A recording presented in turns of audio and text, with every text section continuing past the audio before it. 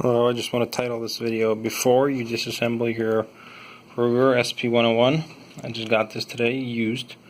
So I wanted to disassemble it. I had some issues with the cylinder, wasn't spinning freely, and I just wanted to say a few things. Now, this video is obviously not going to be about disassembling your sp101, because everyone has 1,000 videos on YouTube already about that.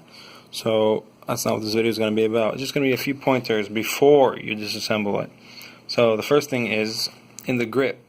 A lot of people don't realize right here there's a groove. In that groove there's that copper pin, or copper or brass, I'm not sure what it is.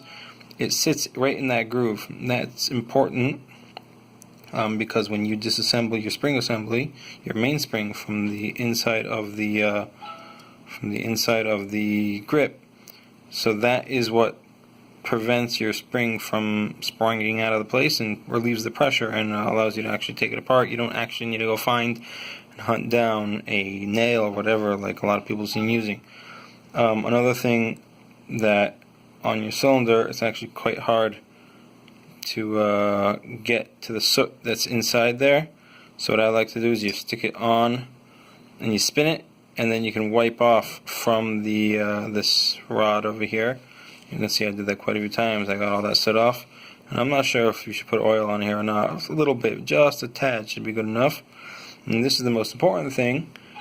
When you take off your trigger assembly, do not pull the trigger.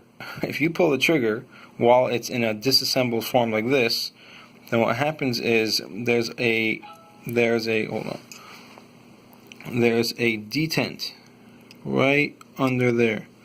The detent underneath this metal thing. This is what turns the cylinder, moves up and down. There's a detent here. When you pull the trigger, this rises up, but since there's nothing blocking this from moving backwards, it rises forward too much, and then the detent goes flying out of there. So you're going to want to make sure to not pull the trigger. Leave it exactly like this. As well, there's this transfer bar. This is a transfer bar, so this will also fall out, and if you send too many springs flying, this is the locking lug. This thing can also slide out, and there's detent under there that'll also go flying. So you're going to want to make sure to not pull that trigger after you take off your trigger assembly. Just a few pointers about the Ruger sp101, and I'm glad to have helped if anyone got help from this.